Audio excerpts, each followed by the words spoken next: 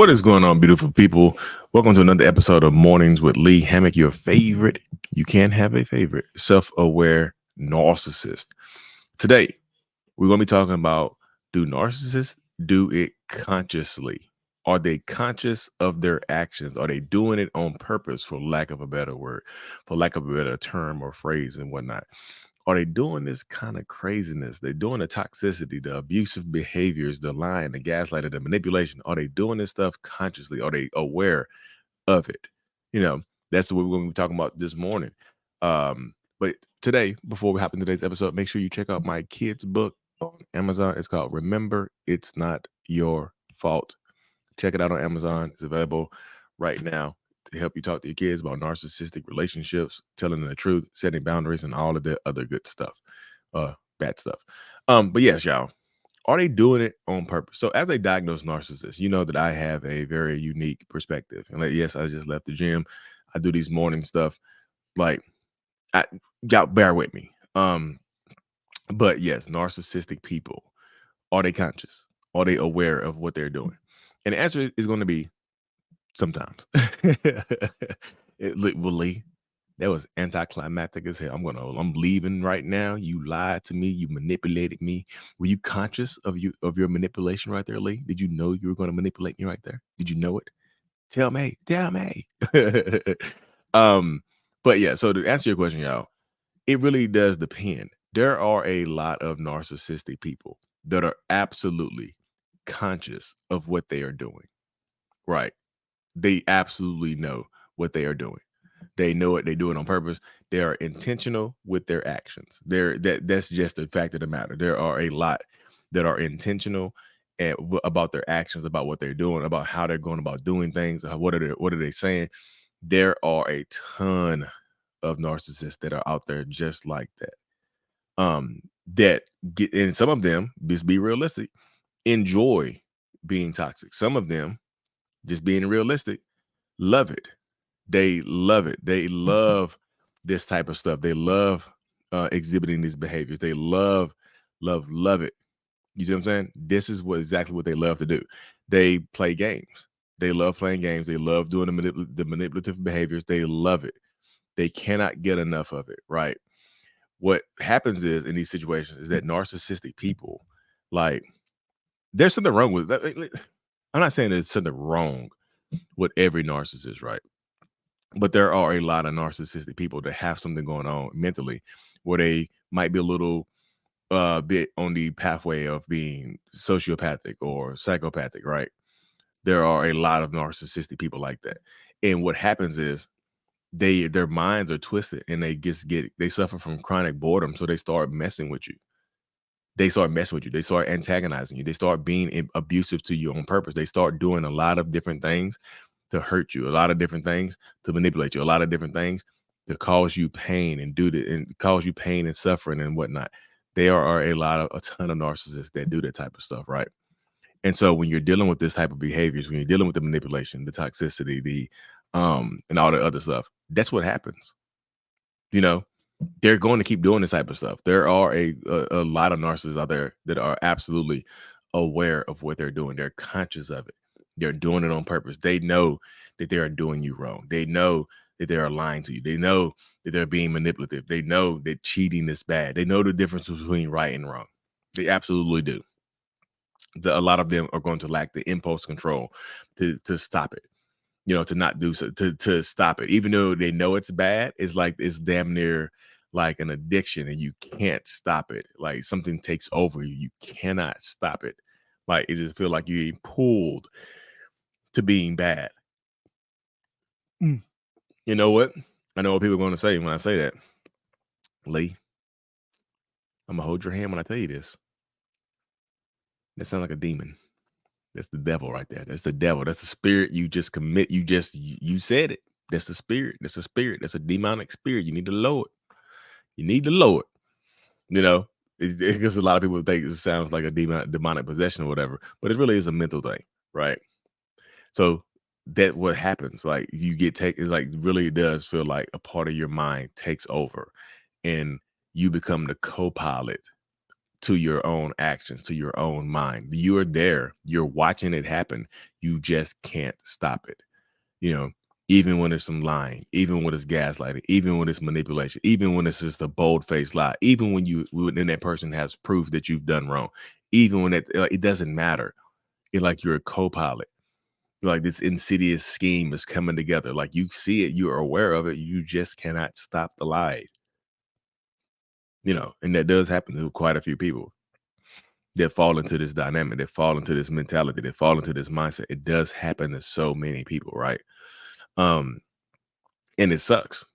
It sucks when you're on the receiving end of this toxicity. It sucks when you're on the receiving end of it because you just want to love the person, and the person is consistently and constantly pushing you away and doing horrible things to you and saying horrible things to you, like putting you through the ringer, running you through the ringer, just being an a-hole, for lack of a better word.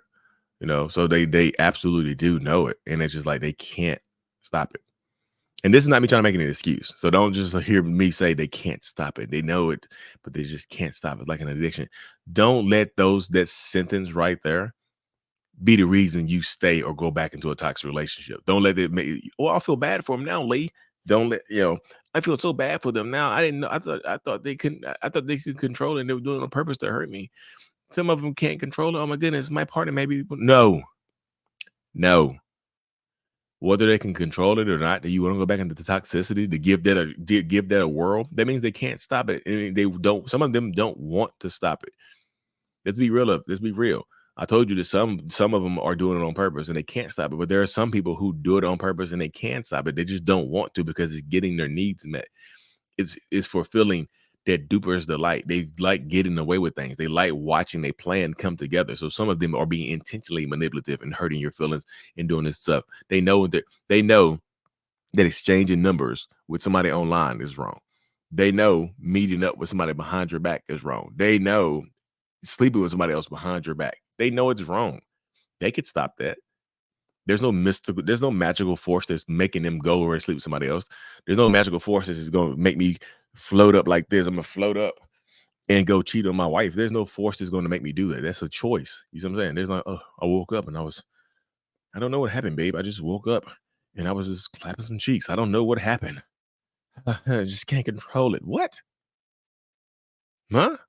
You see what I'm saying?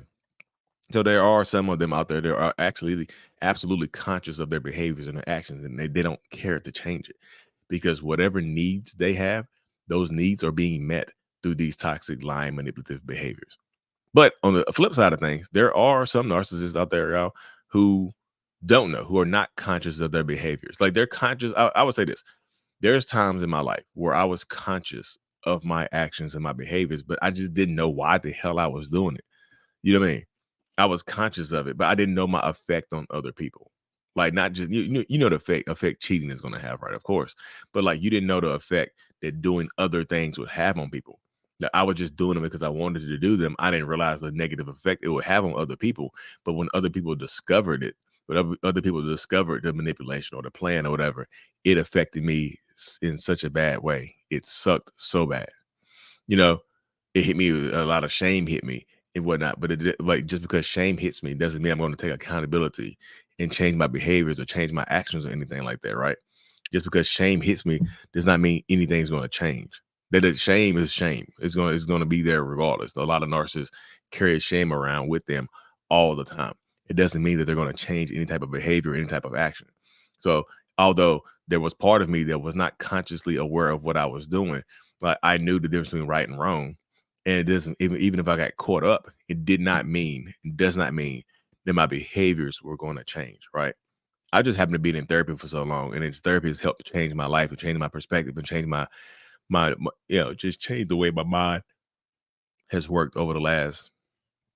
Damn, I've been in therapy for 7 years, y'all. Over the last almost decade, it'd be 8 years next month. Next month will be 8 years. The 17th of October will be 8 years of me in therapy. That's crazy, isn't it? Um, but this is what happens. Like I've been in therapy so long. That's why I can take a look back at my life and see moments of time, like go back in moments of time where I was doing insidious stuff. Like when I was spreading rumors about people and watching those rumors take hold on the people, watching those rumors make people start to view somebody else differently. I was watching those rumors break up friendships and things like that in the workplace. I was watching those rumors do that type of stuff right there. You know what I mean? That's what was happening. That's what was going on. Like those rumors, I was watching a plan come together and it felt good. But like looking back on it, I was not aware of what I was doing. Like I knew I was just talking. I was spreading rumors and stuff like that, but I was just talking. I didn't understand why I was doing it.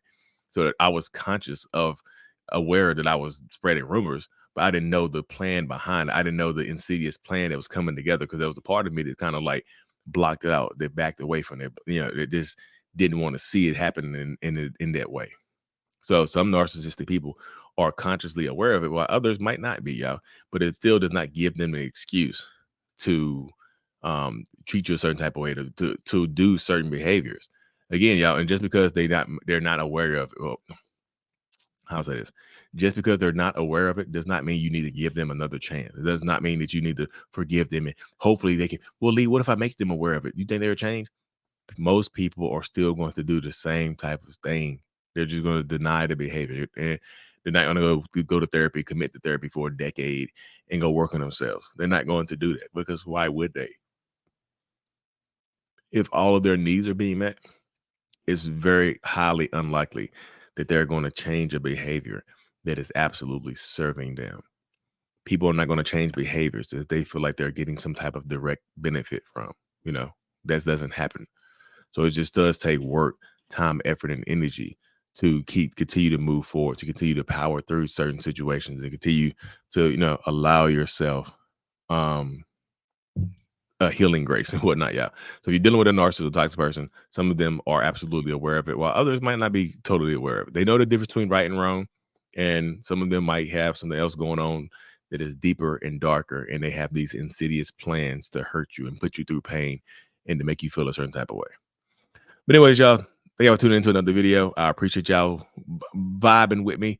If y'all don't know, we did a workshop in Washington, D.C. last Saturday. It was a great workshop. Our next one is going to be in Dallas, Texas. We're looking at Dallas, Texas at the end of October or beginning of November. Anyways, y'all, thank y'all for tuning in. Make sure you subscribe to this channel. Leave a like or comment on the things. And as always, y'all, mental healness is out. Thank you so much for making it to the end of my video. I am extremely grateful for you. Have no idea. If you haven't already, make sure you go ahead and subscribe to the channel. Helps reach more people. And click on the screen to watch another video or to browse through another playlist. There's also a link on the screen to check out my courses and my support groups to help you heal and understand what you've been through. Thank you so much again. I will see you in the next video. Peace.